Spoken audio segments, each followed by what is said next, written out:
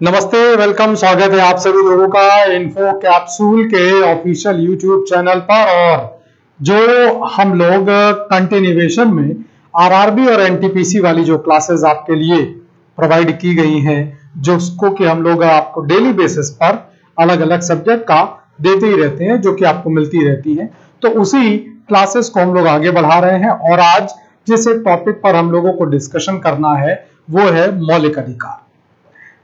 मौलिक अधिकार शुरू करने से पहले मैं एक धन्यवाद देना चाहता हूं आप सभी लोगों को जो आप लोगों की ओर से लाइक और शेयर और सब्सक्राइब का जो एक प्यार और आशीर्वाद मिल रहा है वो देखकर बहुत अच्छा लग रहा है। और खुशी और बढ़ जाए, खुशियों की जो एक तरीके से सीमा है, जो दायरा है, वो थोड़ा और बड़ा हो जाए, उसके लिए बस गुजारिश ये है कि जिस तरह से आप लोग लाइक शेयर सब्सक्राइब का हम लोगों को प्यार दे रहे हैं उसे और बढ़ाएं, उसका आशीर्वाद और प्रदान करें, ताकि हम लोग और जल्दी और ढेर सारी सुविधाओं के साथ आपके सामने प्रस्तुत हो पाए। तो इन ढेर सारी आशाओं और उम्मीदों के साथ कि आप लोग पूरा साथ देंगे, पूरा प्यार देंगे, हम लोग अपने टॉपिक को शुरू करते हैं, जिसको हम लोग ने नाम दिया है या हमारे भारतीय संविधान में नाम मिला हुआ है मौलिक अधिकार। मौलिक अधिकार अभी हम लोग एमसीक्यू में देखेंगे भी, एक छोटा सा ओवरव्यू आपको दे देते हैं। फंडामेंटल राइट ये अमेरिका के कॉन्स्टिट्यूशन से लिया गया है, एक बात। दूसरी बात, भारत के संविधान के जिस हिस्से में इसका एक्सप्लेनेशन है या इसको जहां पर रखा गया है वो हम लोगों का पार्ट 3 है। और आर्टिकल 12 to 35 यानी 12 से लेकर 35 तक इसे पूरी तरह से डिस्क्राइब किया गया है। अब इन्हीं पे हम लोगों के कुछ एमसीक्यू है जो पढ़ा है आप लोगों ने, ये टॉपिक आपने पहले से पढ़ा हुआ है। और मुझे ये भी पता है कि आप लोगों की एक अच्छी कमांड है इस टॉपिक के ऊपर, एक अच्छा पकड़ है। और बस उसी एक पकड़ को और मजबूत बनाने के लिए, उसी एक मजबूत पकड़ को इतना ताकतवर कि वो हाथ से ना फिसल जाए, वो उंगलियों के बीच के जो दरारें हैं उनसे ना निकलने पाए, तो उसको इतना ताकतवर और बना देना। बस इस कोशिश को हम लोग आगे करेंगे और उसी कोशिश को आगे बढ़ाते हुए अब आपके सामने पहला सवाल आ रहा है। और वो सवाल है, the fundamental rights are mentioned in which part of constitution, यानी मौलिक अधिकारों का संविधान के, भारतीय संविधान के किस भाग में उल्लेख है? Part 1, part 2, part 3, part 4। और अभी हम लोग ने चर्चा भी किया था, तो आप लोगों को आपका आंसर मुझे पता है कि आप जानते हैं, क्योंकि आपने पढ़ा है, आपने अच्छे से पढ़ा है और रिवीजन करते चले आ रहे हैं। तो ये चीज आपको पता है कि मौलिक अधिकार हम लोगों के सी वाले ऑप्शन पे, जिसे हम पार्ट 3 कह रहे हैं, तो भारत के संविधान के भाग 3 में हम लोगों के मौलिक अधिकारों का उल्लेख है। अब देखिए, अगर पहली बात करें कि भाग 1 में क्या है, तो देखिए पार्ट 1 में यूनियन, शॉर्ट फॉर्म में लिख दे रहा हूं, यूनियन और उसकी टेरिटरी दी हुई है, यानी संघ और उसके राज्य दिए हुए हैं। पार्ट 2 की अगर बात करते हैं तो ये बात करता है सिटीजनशिप की, यानी कि नागरिकता की बात करता है, ठीक है ना, सिटीजनशिप की। पार्ट 3 अभी हम लोग ने देखा कि ये हम लोगों के फंडामेंटल राइट को बताता है, जबकि पार्ट 4 हम लोगों के डीपीएसपी यानी डायरेक्टिव पॉलिसी जो हम लोगों की है, जिसे हम लोग नीति निदेशक तत्व के नाम पर जानते हैं, उनका उल्लेख किया गया है। ठीक है, तो ये चारों मैंने बता दिए कौन कौन से पार्ट में क्या क्या दिया हुआ है, ठीक है ना। पहले में राज्य, संघ और उसके राज्य क्षेत्र यानी union and it's territory. Second वाले पार्ट में जो सिटीजनशिप है वो आते हैं। और थर्ड पार्ट में फंडामेंटल राइट यानी कि मौलिक अधिकार, जिन्हें हम लोगों ने अमेरिका के संविधान से लिया है। और फिर इसके बाद आपका डीपीएसपी का पार्ट है, ठीक है, डायरेक्टिव स्टेट पॉलिसीज जो हम लोगों की है। ठीक, चलिए भाई, तो ये हम लोगों का पहला सवाल था। अब हम लोग चलते हैं अपने दूसरे सवाल की ओर। हम लोगों का दूसरा सवाल है, which article is the right of equality before law, यानी विधि के समक्ष समानता का अधिकार संविधान के किस अनुच्छेद में किया गया है? Article 14, 15, 16 and 17। तो विधि के समक्ष समानता, देखिए हमने आपसे कहा था 12 से लेकर 35 तक दिया हुआ है, तो 12 और 13 में तो राज्य की परिभाषा और ये सारी दी है, यानी एक तरीके से उसमें कोई भी सब्जेक्ट यानी कि इस तरह के जो मौलिक अधिकारों का विषयगत वर्णन है उनका उल्लेख नहीं किया गया, वो 14 से किया गया है। तो जो 14 आर्टिकल में दिया गया है वो दिया गया है इक्वलिटी बिफोर लॉ, यानी कि विधि के समक्ष या कानून के समक्ष समानता। जो हम लोगों का ए ऑप्शन है ये हम लोगों का आंसर हो जाएगा। ठीक है, तो विधि के समक्ष समानता, सब बराबर होंगे, लॉ यानी विधि के सामने सब लोग इक्वल है, कोई डिफरेंशिएट नहीं किया जाएगा। आर्टिकल 14 में ये आंसर हो गया।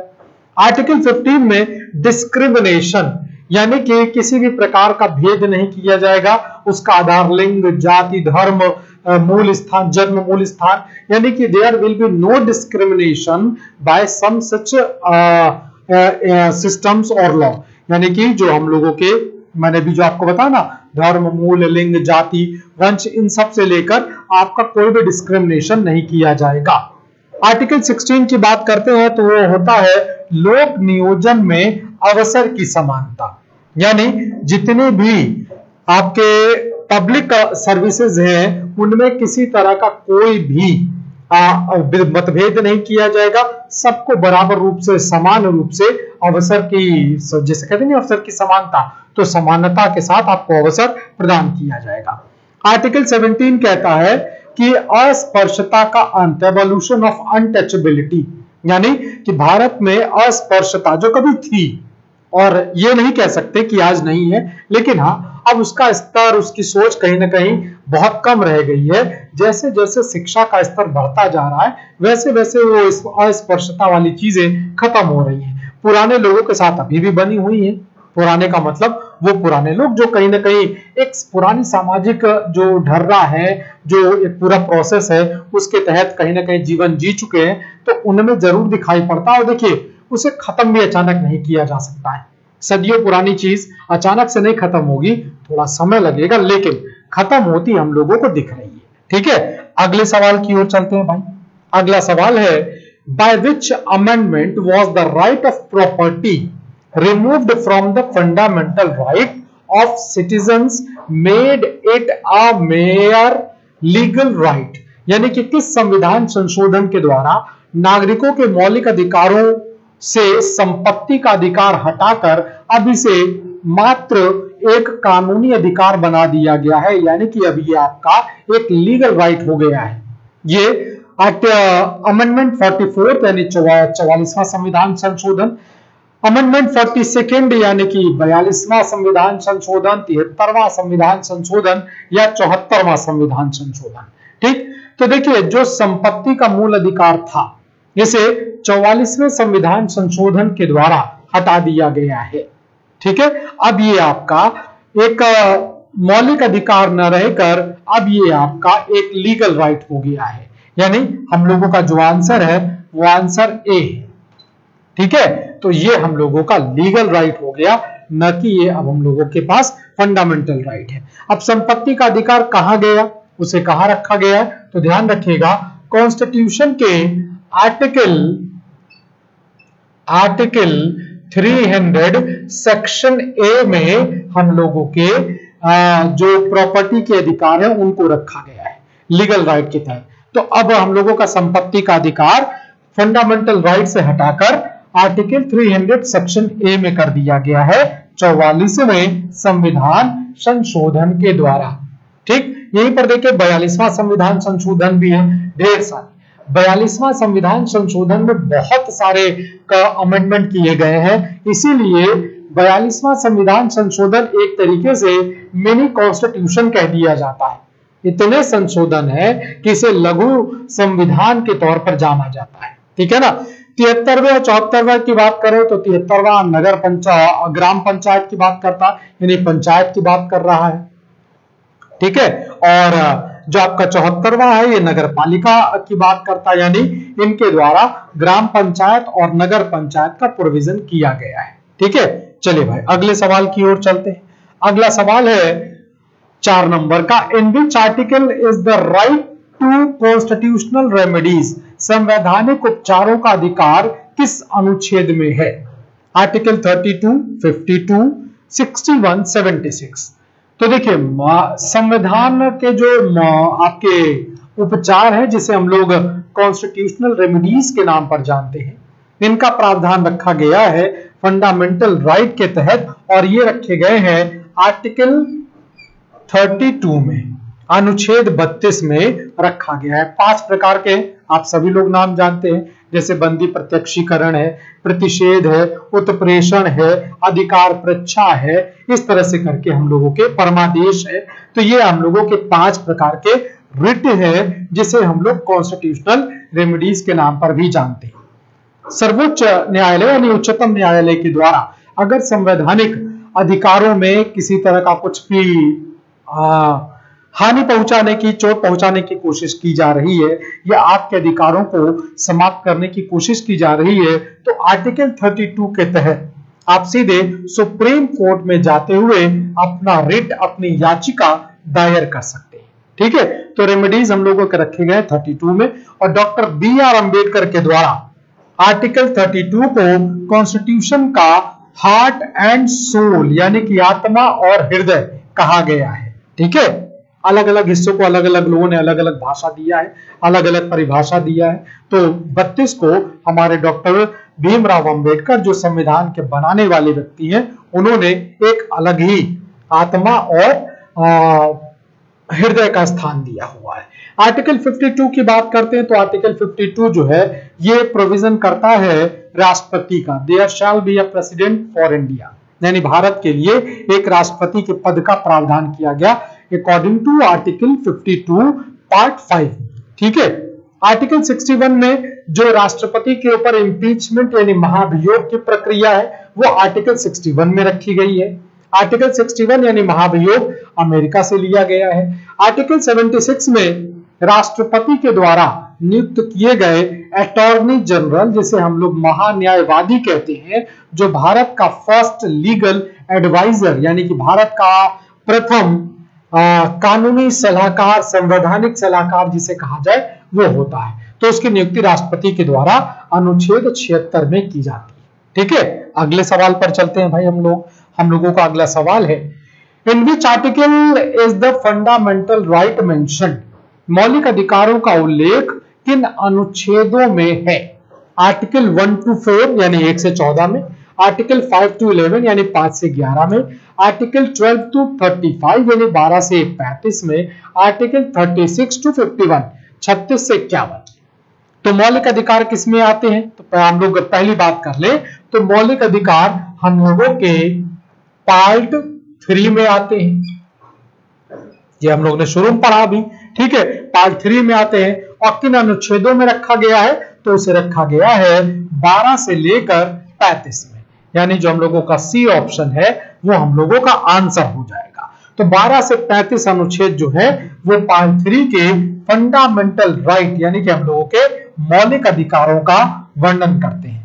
अब देखिए यहीं पर और चीजों को देख लिया जाए और अनुच्छेदों की बात कर ली जाए। जैसे लिखा हुआ है आर्टिकल 1 to 4, ये हम लोगों के यूनियन और उसके टेरिटरी यानी संघ और उसके राज्य क्षेत्र के बारे में दिया गया है, पार्ट 1 में आएगा।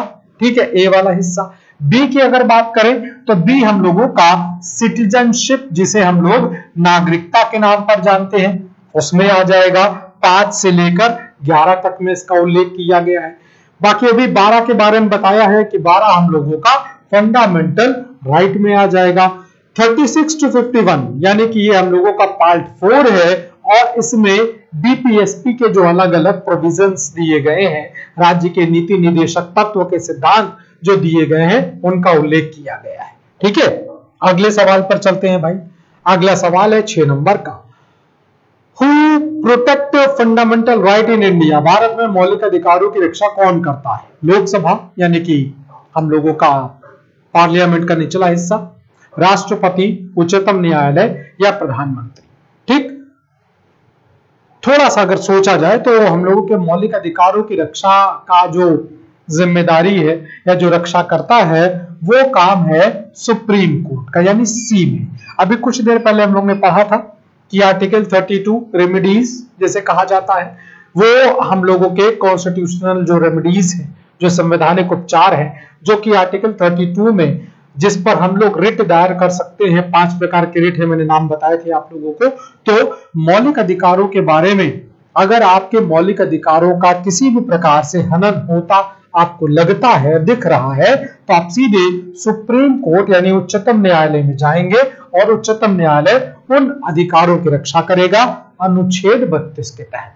ठीक है भाई, अगले सवाल पर चलते हैं हम लोग। 7 नंबर का सवाल है, which article describe the right to equality, यानी कि किन अनुच्छेदों में समानता का अधिकार वर्णन है, समानता के अधिकार का वर्णन। 14 से 18 में article 14 to 18, article 19 to 22, article 23 to 24, article 32। ठीक है, तो हम लोगों के पास जो मौलिक अधिकार है वो 6 हैं, उनमें से कुछ यहां पर आपके सामने दिए गए हैं। तो कहता है, पूछा गया सवाल है कि समानता का अधिकार किसमें रखा गया है।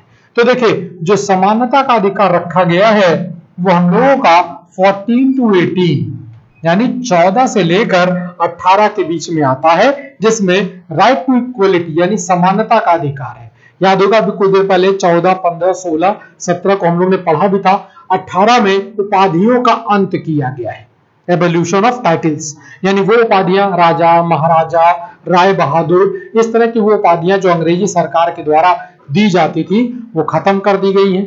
वो उपाधियां जैसे captain, colonel, brigadier, doctor, lawyer, ऐसे जो उपाधियां हैं जो हम अपनी अचीवमेंट अपने शिक्षा के माध्यम से प्राप्त करेंगे वो हम लोग धारण कर सकते हैं, लेकिन वो अंग्रेजी परंपरा के द्वारा दी गई उपाधियों को खत्म किया जा रहा आर्टिकल 18 में। यानी एक तरीके से सब लोगों के साथ समानता की जो बात कही जा रही है वो 14 से 18, जैसे 14 विधि के समक्ष समानता, इक्वलिटी बिफोर लॉ यानी कानून के समक्ष जो समानता है। 15 में डिस्क्रिमिनेशन की बात कही जा रही है, किसी प्रकार का कोई भी विभेद न किया जाए। 16 लोक नियोजन में अवसर की समानता।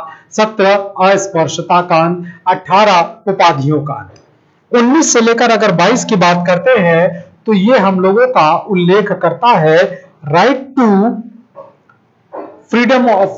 टू फ्रीडम यानी स्वतंत्रता का अधिकार। राइट टू फ्रीडम स्वतंत्रता का अधिकार यानी बोलने की आजादी, जीवन जीने की आजादी है ये, और जो हम लोगों की गिरफ्तारी, जो अवैध गिरफ्तारी है उससे जुड़े हुए हैं। यानी कि राइट टू फ्रीडम 19 टू 22 वो स्वतंत्रता का अधिकार है।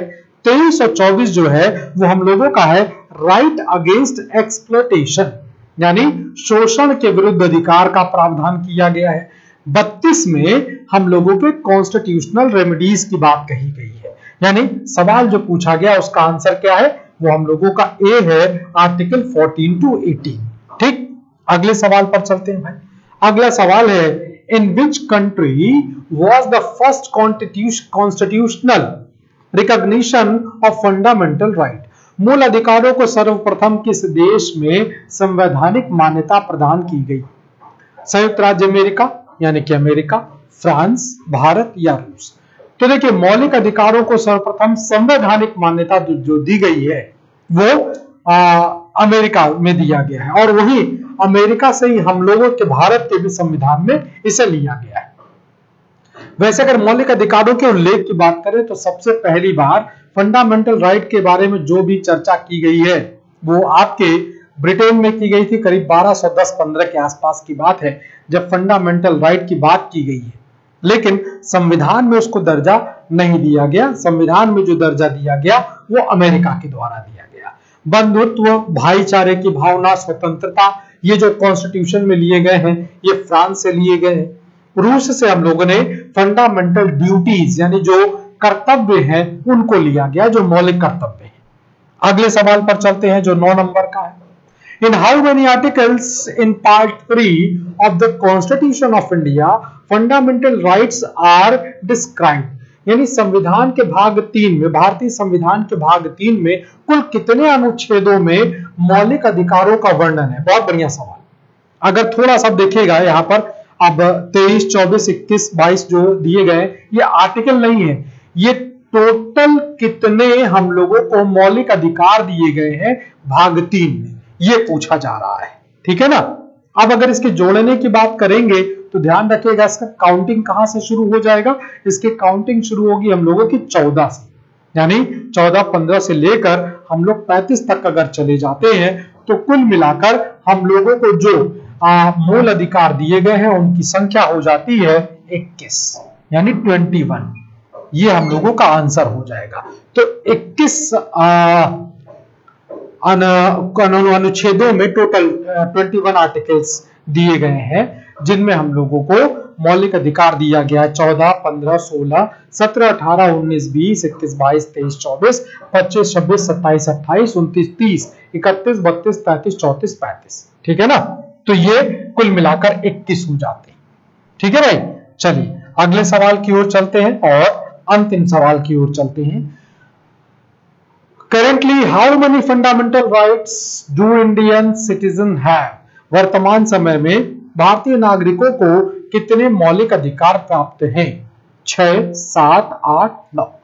तो देखिए, वर्तमान समय में जो भारतीय नागरिकों को, हमें और आपके पास जो मौलिक अधिकार भारत सरकार के भारतीय संविधान में दिए गए हैं, वो है टोटल 6, यानी at present we have 6 fundamental right. वर्तमान समय में हम लोगों के पास 6 प्रकार के मौलिक अधिकार हैं। ठीक है, जिन पर भी चर्चा भी किया गया था, जो है right to equality, right to freedom, right against exploitation, right to freedom of religion, इस तरह से करके 6 मौलिक अधिकार दिए गए हैं।